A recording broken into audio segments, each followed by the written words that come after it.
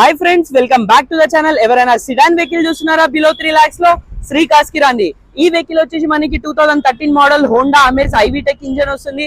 Vehicle automatic లో అయితే ఈ వెహికల్ అవైలబుల్ ఉంది. వెహికల్ కి ఎటువంటి డామేజెస్, యాక్సిడెంట్, ఫ్లడెడ్, స్క్రాచెస్ ఏవి లేవు. వెహికల్ వెల్ మెయింటైన్ ఉంది. Vehicle till now showroom glasses అయితే ఉన్నాయి. గ్లాసెస్ కానీ ఏవి చేంజ్ అవ్వలేదు. ఈ వెహికల్ టైర్స్ గురించి కనుక్కుంటే టైర్స్ వచ్చేసి మనకి 70 to 80% టైర్స్ ఉన్నాయి.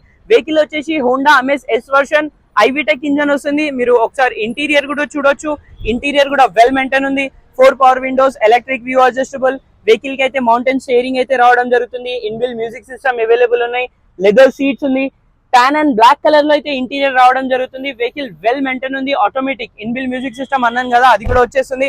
వెహికల్ కిలోమీటర్ గురించి కనుక్కుంటే 74,000 కిలోమీటర్స్ డ్రైవ్ అయిన ఉంది.